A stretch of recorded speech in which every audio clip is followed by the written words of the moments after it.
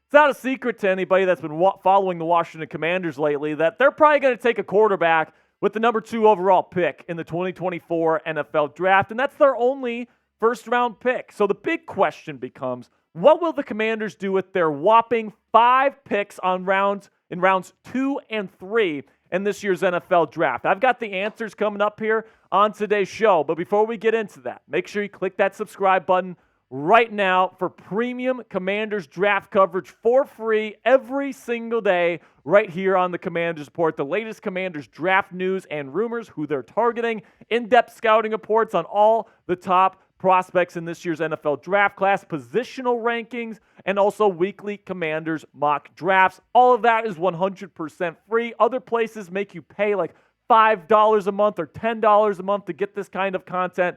Not here at the Commanders Report. All you got to do is click that subscribe button to join our family. So let's just start here with the assumption that they're going to take a quarterback in round 1 with that number 2 overall pick, whether that be Jaden Daniels or Drake May or, God forbid, J.J. McCarthy.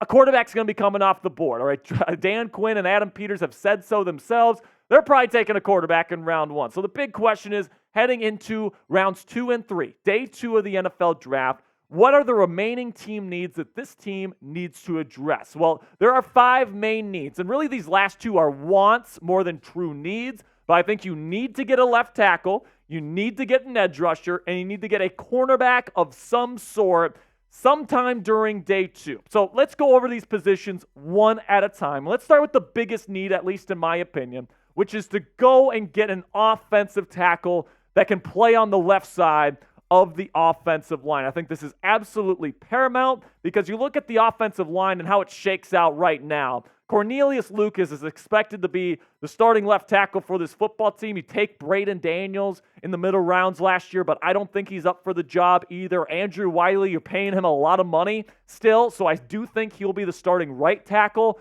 But for me, man, you want to get somebody that's going to be a bookend left tackle for you for the foreseeable future. And I definitely think that this is a draft class to be able to do it. All right, there's so many prospects still available in round 2 who can survive at starting left tackle in the National Football League in year 1. You know, there's so many guys in this year's class. I mean, most draft classes, there's like maybe 3 or 4 guys that can survive at left tackle right away in the National Football League, and you have to get them in round 1. But in this year's class, it's so deep and there's so many good players. I do think that you can get a quality starting left tackle on day 1 in the National Football League at the top of round 2. And there's 2 guys I have in mind specifically, and that's Jordan Morgan out of Arizona. I think I'm going to butcher this, but Kieran Amegaji. I'm definitely butchering that, but he's out of Yale. I think both of these guys maybe don't have the high-end upside to be like a perennial all-pro guy or a Pro Bowl level guy, but I think that they're going to be solid left tackles in the league to start their careers, and they're going to be very steady throughout their career trajectory because they don't really have the high-end kind of physical traits, but I do think that they have the balance and the foot technique and the footwork and the hand placement and all the things that you need to survive on the edge in the National Football League. I think both of these guys have that, so look out for these 2 names at pick number 36, and specifically Jordan Morgan. And if he's there, man, just don't play around. Don't play the odds here, or don't risk it and hope that he falls to number 40. Just take him. All right, there's not that many. All right, I've said that there are. This is a specific, really good offensive tackle class where you can get a guy like this in round 2, but they're going to be in short supply, even at the top of round 2. So when you get there, if he's here, I think Jordan Morgan is the type of guy where you go get him at the top of round 2, and if he's there at number 36, that's the guy I would take. Now let me know, who's your guy down there in the comments section? Who do you want the Washington Commanders to pick at number 36 overall? This will be our pinned comment today, so YouTube's going to throw you an ad break here in just a couple of seconds. When that happens, take advantage of that time by going down there into the comments section and letting me know who you want the Washington Commanders to take at the top of round 2. So now let's move on to edge rusher, because this is a very interesting position from my perspective, because I think that there is enough edge rushers where you can get a guy in round 3, but with the way that the Commanders handled the edge rusher position in free agency. I think edge needs to probably be addressed on day 2 of the NFL draft. And the reason for that is that they don't have a true number 1 guy on this roster right now. I mean, I like Dorrance Armstrong. I think that he's a good number 2 option. I think that he's had some good years in this league. But as a dominant number 1 guy that, they're going to have, that you have to absolutely stop and you have to put double teams on, no way. I mean, I think he's a good number 2 guy, and then Cleveland Ferrell and Dante Fowler Jr. and the other guys that they've picked up are decent pieces, but they're missing that one guy that you put on one side of the defensive line that just strikes fear in the opposing offense. They don't have that presence right now, and they have to go get that at some point on day 2, in my opinion. So the 3 guys that I don't think are going to be there in round 2 are the top 3 guys in this class. Laiatu Latu out of UCLA, Dallas Turner out of Alabama, and Jared Verse out of Florida State. Now, it's possible that if one of these 3 guys starts to fall, you trade back up into the first round and you take one of them there. But if you're going to try to wait to pick number 36 or pick number 40 to get one of these 3 guys, I hate to break it to you, it's probably not going to happen. So let's talk about the guys that could potentially fall to pick number 36 and pick number 40. So these are the round 2 guys that I would target. Jonah Ellis out of Utah, I think is severely underrated in this class. He's got he's not like Chop Robinson where he's going to beat you with that incredible first step and speed and bend around the edge. He's going to beat you with power, and he's going to beat you with finesse and his hand-fighting ability. He's got a bunch of moves at his disposal, and he uses all of them well and with intelligence, which is something that I really look for. Plus, he's got the size to really hold up as a run defender in this 4-3 scheme that Dan Quinn is bringing to Washington. Then Darius Robinson, easily the best running or the rush defender at the edge rusher position in this class, bar none, okay? He is fantastic. His anchor, you cannot move this guy off the spot. Watching this guy defend the run, it is a thing of beauty. And when it comes to pass rushing, he needs to develop a little bit. He only has one move at his disposal, which is a push-pull move. It works well against college guys. It worked well at the Senior Bowl a lot. But is it going to work against the 5-6-year all-pro left tackle? I'm not too sure about that. He's going to have to put a couple more moves into his bag, but he definitely has that high upside, and he can definitely fit as a 4-3 defensive end. Bralen Trice out of Washington, really polished pass rusher at this point in his career. Needs to work on the run defense a little bit, though. But at pick number 40, I wouldn't cry if the Commanders ended up taking him there. And Chop Robinson, if you trade down from pick number 40 and take him maybe a little bit lower in round 2, I'd like that. Now, I understand Chop's getting first-round buzz right now because he does have an elite first step. He has incredible bend around the edge, and he's got incredible speed. And, I mean, if you're just not fast enough as a tackle, this guy's going to eat your lunch money. He's just going to take it.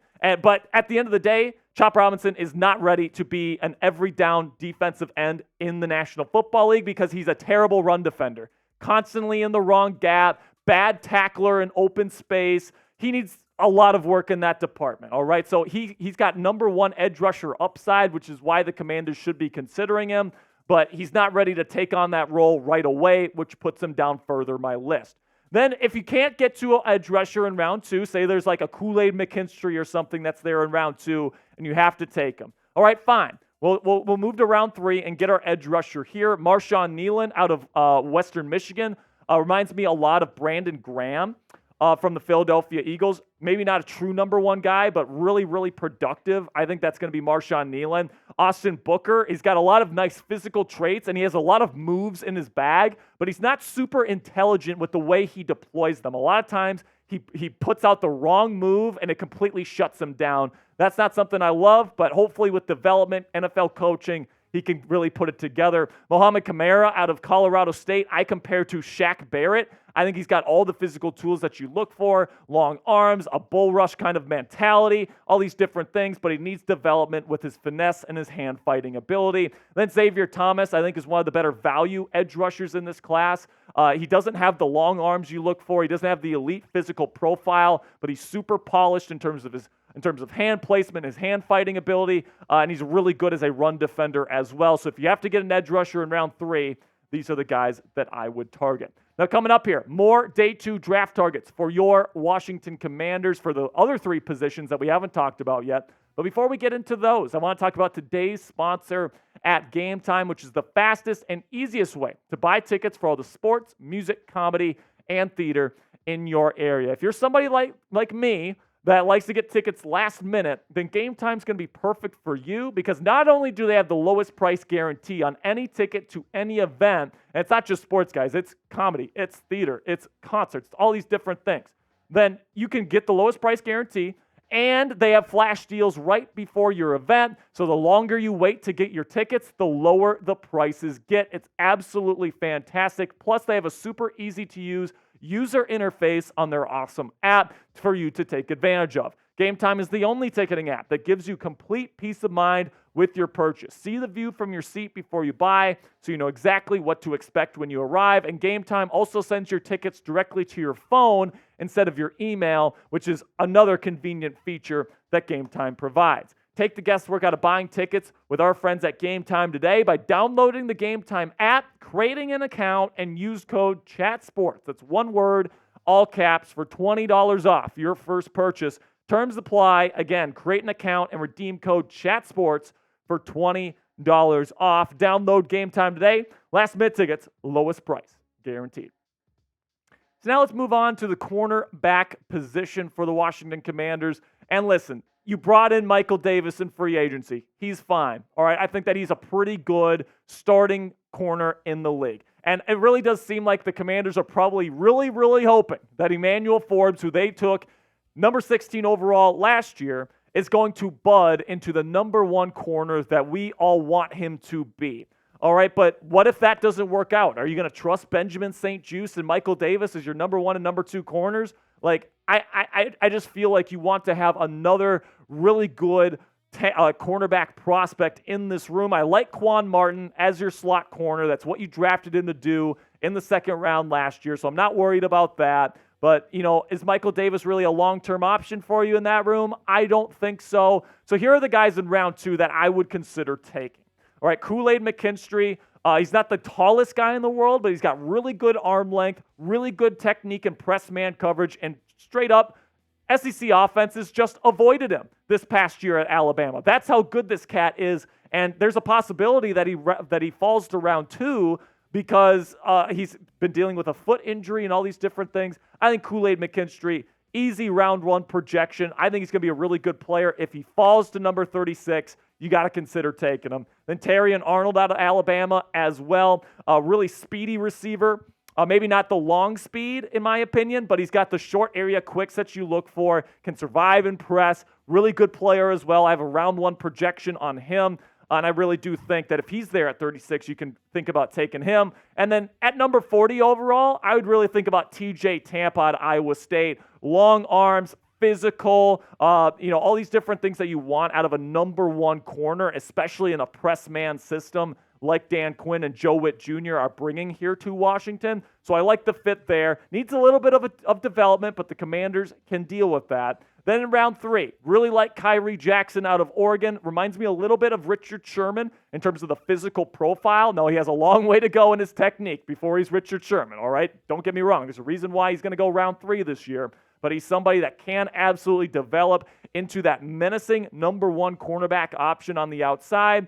And that's something that I think Washington will be attracted to. Renardo Green played more press man coverage than any corner in football during the course of his college career. A little bit undersized for a press corner, but he's somebody that has a ton of experience and really good technique when in press. So if you want somebody to play kind of right away, I think Renardo Green is an excellent option. Jarvis Brownlee Jr., way too grabby, way too many holding and defensive pass interference penalties there at Louisville, and it's probably going to get even worse in the pros, but he's super physical, long arms. He's got the physical profile that Washington is looking for. And then Andrew Phillips, really nuanced corner in my opinion. Reminds me a lot of Ronald Darby, where he's not the fastest guy in the world, but really good instincts, really good short area quicks, and he's not the biggest guy in the world. There's a reason why he's going round three, but I think he's going to be a starter in this league for a long time.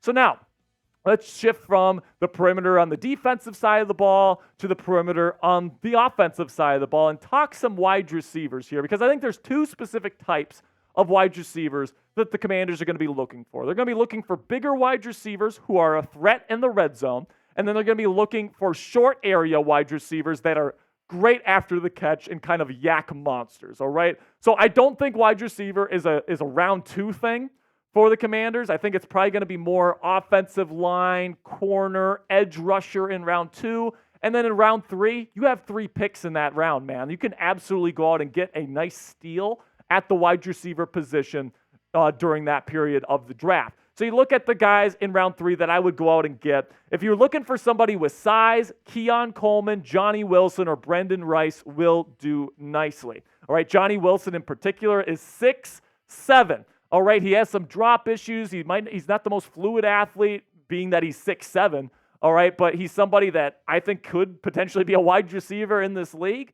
He's got a great physical profile. He's definitely a ball of clay that could develop into something really nice as a true X receiver. And then Keon Coleman and Bralen Trice aren't going to blow you away with their physical profiles, but they're bigger guys. They're going to be red zone threats in the National Football League, and they could be really good fits for what Washington wants here. And if you're looking for a yak machine, Malachi Corley out of Western Kentucky is being compared to Deebo Samuel and Rashee Rice for his ability, not as a route runner to get open down the field or anything like that, but we know how much Cliff Kingsbury wants to do screen passes on early downs with this Commanders offense.